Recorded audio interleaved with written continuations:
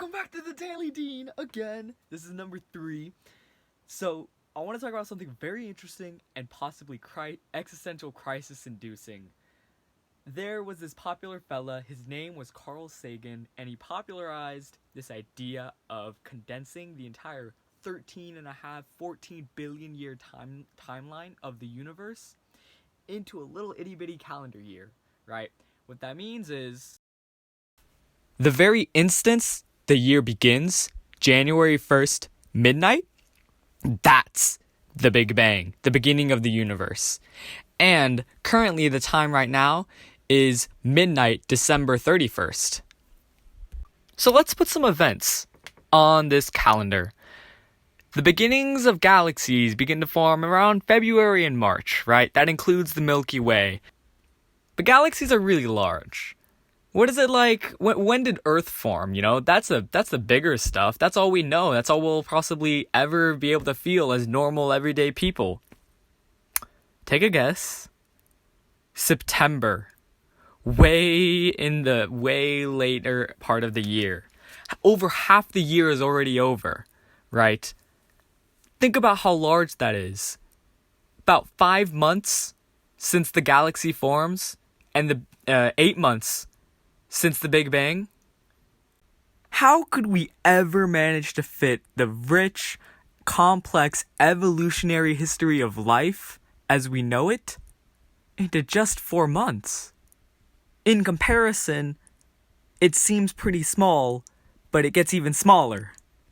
Lots of cooler stuff happens, between October and November, except not really. Basically, think about pop culture. Think about how close or far away you may believe that dinosaurs are.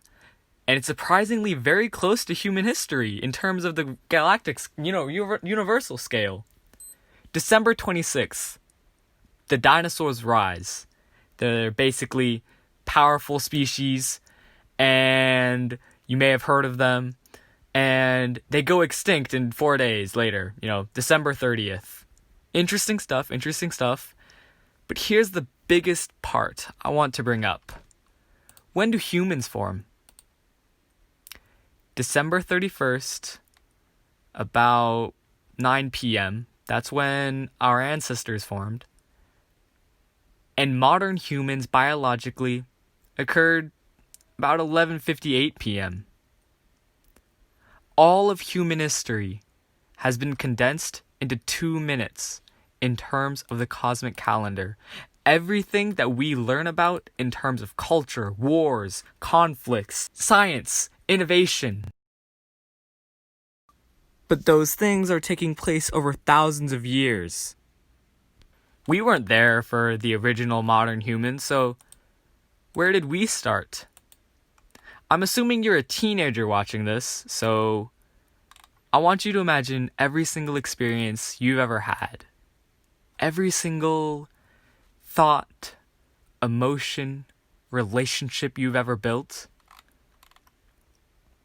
all those memories started at 11:59:59.95.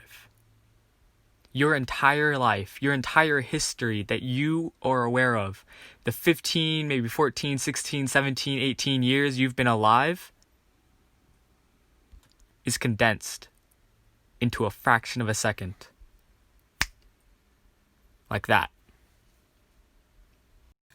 And hey, maybe that's a little scary to think about. Maybe a little like, whoa, what are you talking about? Kind of energy, right?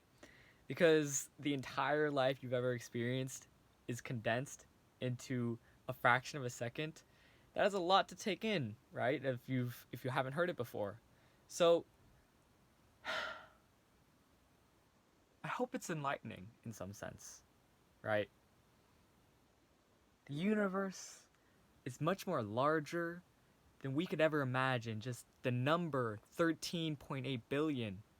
It's huge, it's vast, and nothing in comparison to a human life. But that doesn't mean human life is not valuable. The universe may be large and ancient and vast, but it doesn't exist like we do.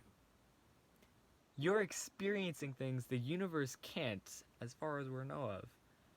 You're seeing light bouncing off your screen, entering your eyes, and creating this world around you.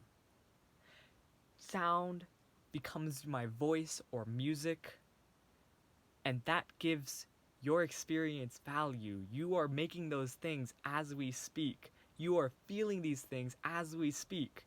You're feeling complex emotions and etc. and society that we have not seen elsewhere in the universe. So hey, universe is pretty old, but it doesn't have a lot on human life.